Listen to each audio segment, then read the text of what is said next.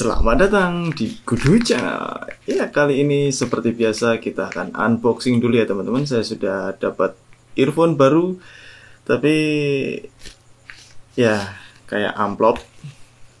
Saya nggak yakin keamanan produknya, tapi ya semoga baik-baik saja ya teman-teman ya.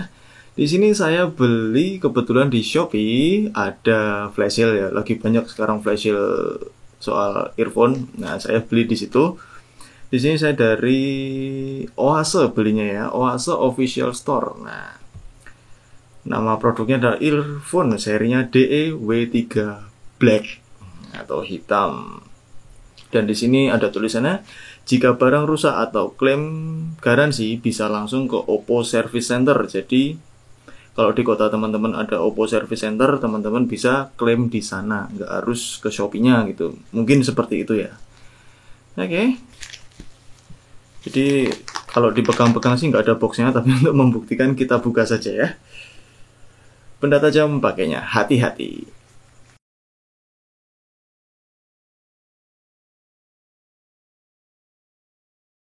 Dan isinya seperti ini teman-teman. Wah, oh. Jadi memang kemasannya dia itu tanpa box dan tanpa apa-apa ya. Ya hanya begini saja. Jadi kayak teman-teman kalau yang suka mancing beli kailnya itu pakai tempat kayak gini, ini ada zippernya tanpa pengamanan lebih, dan di belakang ada tulisannya specification. Modelnya DE-W3, warnanya black, driver size-nya 60 mm, 6 cm, gede banget. 6 cm dari mana? 5 cm aja segini. 6 mm kali ya maksudnya ya. Tapi masa untuk sekelas Oase typo sih, kita nggak tahu. Kemudian frekuensi responsnya 10 Hz sampai 20 kHz. Sorry ya, bukan Hz. Kebiasaan orang Indonesia ya. Impedansnya 16 ohm, cukup kecil. Earphone SNR, apalagi itu. Kurang lebihnya, oh ini apa? Impedans maksudnya. 58 desibel. Cukup kecil. Dan panjang kabelnya 120 cm. Oke, diimpor oleh PT Oase Teknologi Asia bla bla bla bla. Oke. Karena cuman begini saja, langsung saja kita buka ya teman-teman. Tanpa buka box, dan di sini sudah terlihat tidak ada apa-apa, tidak ada kartu garansi, tidak ada buku petunjuk atau manual book. Ya sudah, gini saja langsung produknya. Ya, kita langsung bongkar dari build quality-nya. Kabelnya cukup lentur dan nyaman. Colokannya model atau jacknya ini TRRS, silver plated ya, enggak golden. Putih, dan dia lurus. Ini sebenarnya bukan tipe yang saya suka, karena lurus gini, jadi kalau dicolok ke smartphone, ya teman-teman tahu sendiri, gampang kelipat. Nah, kemudian di sini di molding, dicetak. Di sini plastiknya, plastik ya. Kemudian bagian ujungnya agak-agak lentur dikit. Dan di sini agak tebal, kabel biasa saja, bukan kabel yang wah atau braided. Kemudian di sini ada tombol multifungsi, dan di bagian belakangnya ada Oase. Ini kalau kegesek-gesek sering bakal hilang.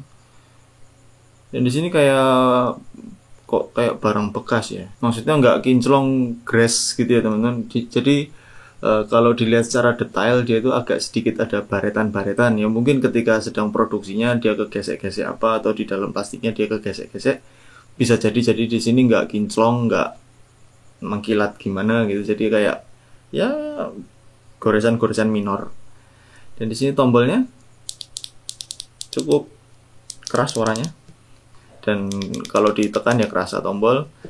Di atasnya ada lubang mikrofon cukup besar. Nah, kalau Oase yang sebelumnya, mikrofonnya ini, Oase sebelumnya teman-teman bisa cek linknya di pojokan ini ya. Nah, ini mikrofonnya HD kalau yang sebelumnya. Nggak tahu yang ini nanti bagaimana, kita tes. Nah, di ujungnya, nah ini dia. Di sini kepalanya kok kayak gini. Jadi dia lentur banget, terkesan abal-abal. Cukup mudah dilepas. Kalau mau ganti ya teman-teman harus beli secara terpisah mungkin ya. Ini jadi cuman ada satu ukuran dan ini terlalu empuk menurut saya. Jadi telinga kita bisa tertahan di nozzle-nya ini ketika colok gitu ya, bisa. Mungkin untuk teman-teman yang punya tipe telinga relatif lubangnya kecil, agak sakit pakai ini karena ini terlalu empuk dan tidak terlalu melindungi telinga dari nozzle-nya. Kemudian pakaiannya dia dari, suaranya sih agak-agak plastik tapi agak-agak metal. Oh, ini metal, sorry teman-teman. Ya, kemudian penghubung kabel dan housing drivernya lentur. Oke. Dan nozzle-nya ini plastik ya teman-teman. Dari build quality-nya hanya itu saja. Kemudian untuk tanda left dan right-nya di sini saya tidak menemukannya. Jadi mungkin teman-teman harus mencarinya sendiri dengan cara pakai. Jadi nggak ada petunjuk sama sekali. Bentar, siapa tahu di bagian depan.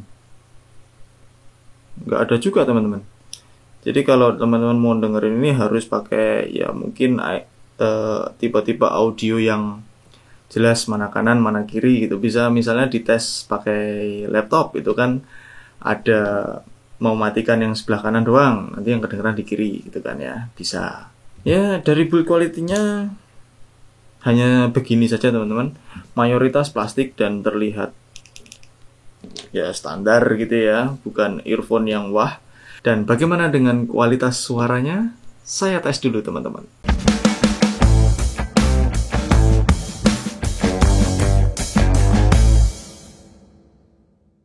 Baik teman-teman, ini sudah saya tes Oase serinya DEW3 ya kan ya.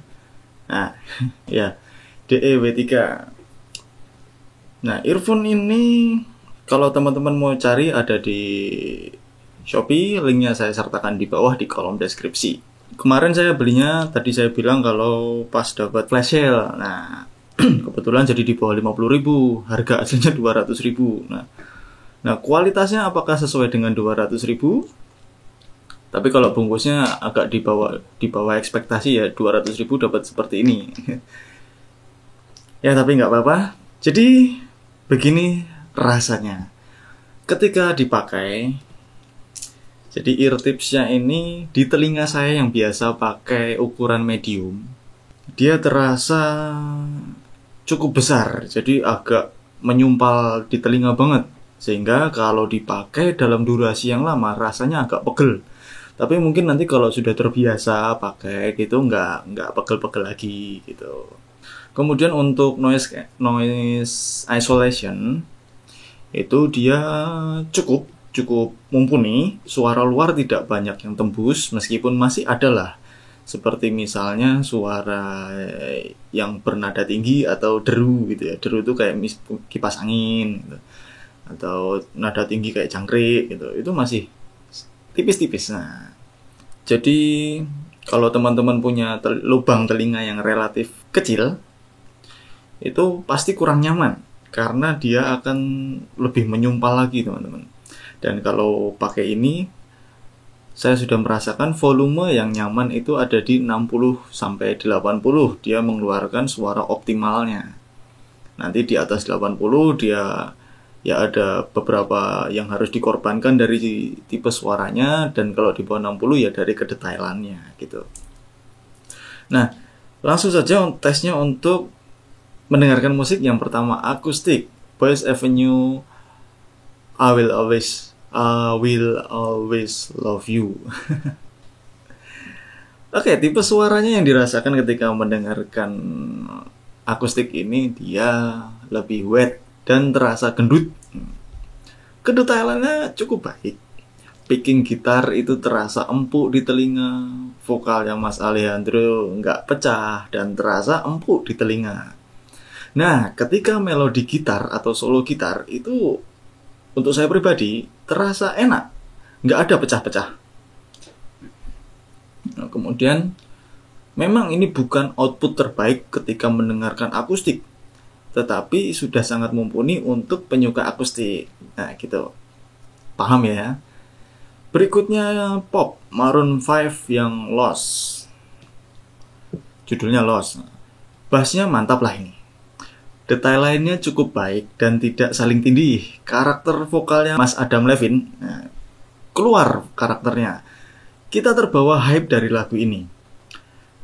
Eksekusi untuk pop itu menurut saya bisa diandalkan. Jadi Oase DEW3 ini good job lah. Berikutnya dangdut, Ridho Roma dengan Soneto Band ya, judulnya Kerinduan. Eksekusi detailnya menurut saya luar biasa. Gitarnya ajib, wah keren. Vokalnya terasa sedikit menonjol. Dan buat saya nggak ada cacat sih ini untuk eksekusi lagu ini.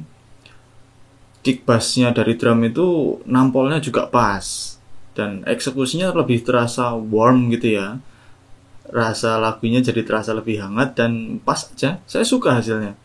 Nah, kalau teman-teman suka dangdut, Oase DEW3 ini bisa jadi pilihan. Ya masuk list pilihan lah. Nanti bisa dipilih-pilih mana yang enak. Berikutnya kita ke acep-acep EDM yang slow dulu, The Evener Fade Outlines.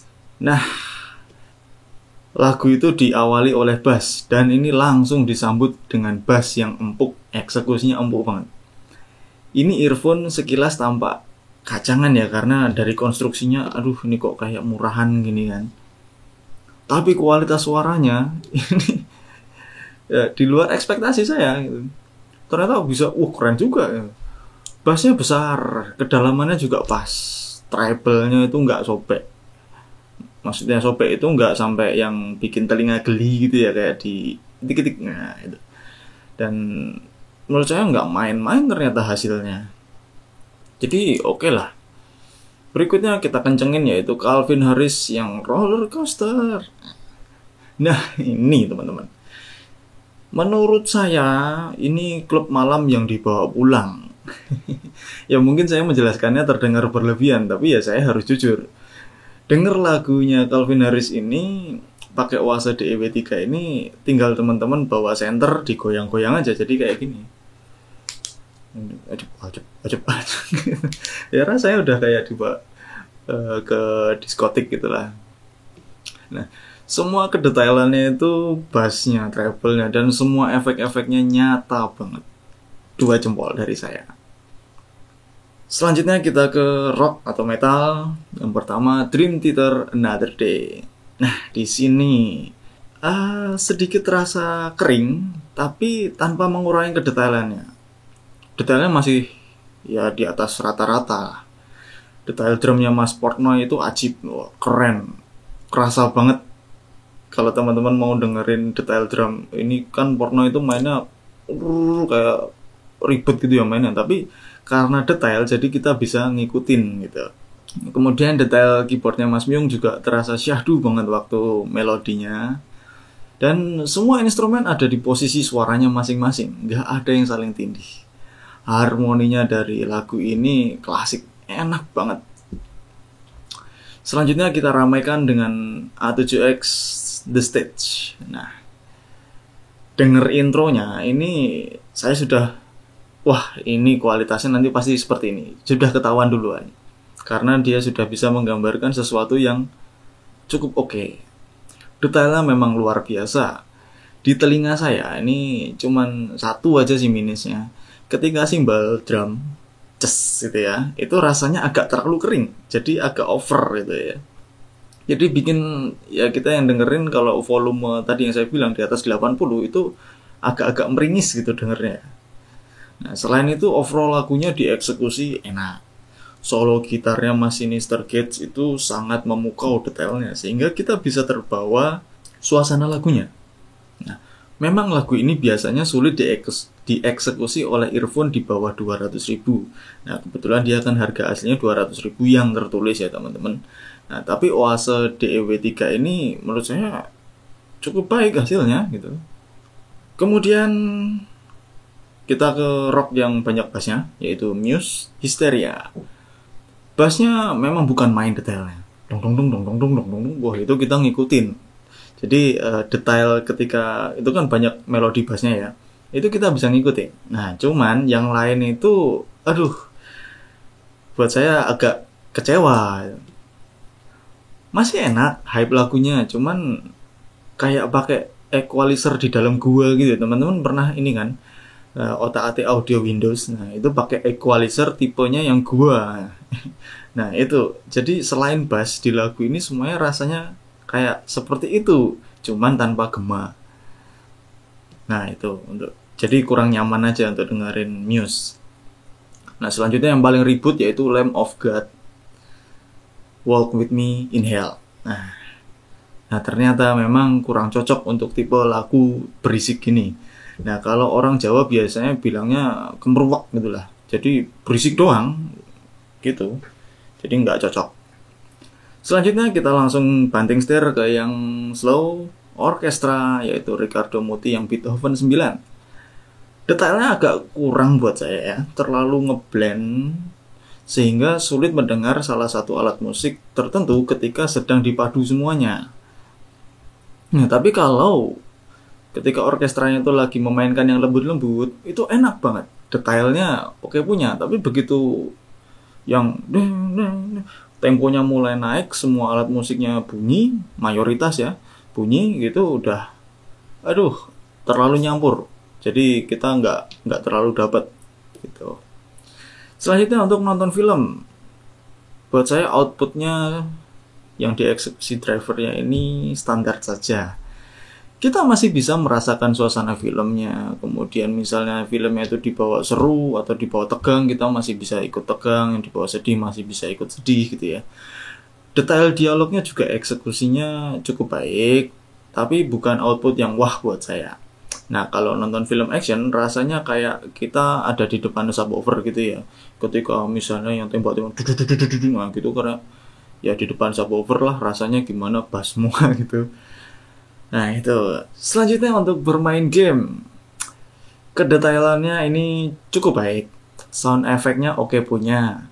Nah, cuman kalau teman-teman pakainya kebalik, ya bisa salah kanan kirinya. Nah, kalau gamenya misalnya kayak PUBG itu kan ada yang di kanan jalan gitu, ya suaranya di kanan. Cuman karena ini left right-nya itu tidak tertulis, jadi teman-teman harus ya tukar-tukar kalau misalnya salah gitu. Nah, selanjutnya yang terakhir adalah untuk bertelepon. Suara lawan bicara itu menggelegar dan lantang. Artikulasinya juga baik, RLL, D, B, C, A, I, W, O gitu ya. Dan semuanya oke lah. Buat saya tanpa komplain. Dan untuk suara kita yang diterima oleh mikrofon seperti ini. Testing, testing, testing. Ini hasil mikrofon dari Oase DEW3. Bagaimana menurut teman-teman? Sudah dengar? Nah, jadi seperti itu teman-teman. Review saya dari Oase DEW3 ini. Sekilas memang earphone ini terlihat murahan, ditambah lagi dengan bungkusnya yang hanya seperti ini, tidak disertai oleh box, kemudian dan beserta lainnya ya, termasuk buku panduan garansi dan lain-lain. Tapi dia dari linksnya teman-teman bisa cek, di sana ada garansi 6 bulan. Jadi teman-teman kalau terjadi kerusakan selama 6 bulan bisa diajukan garansi. Jadi kesimpulannya adalah earphone ini mungkin kalau untuk dengar yang lembut-lembut bisa diandalkan. Tapi kalau sudah mulai berisik, misalnya teman-teman suka lagu rock metal yang bahkan sampai underground gitu, sebaiknya jangan pakai ini karena saya yakin teman-teman pasti akan kecewa. Baik, itu saja dari saya hasil review kali ini. Jika teman-teman memiliki earphone yang sama dan memiliki pengalaman yang berbeda, bisa share saja di kolom komentar. Mari kita berbagi informasi yang bermanfaat. Sekian dari saya, sampai jumpa di video saya berikutnya. Salam Kudu Channel.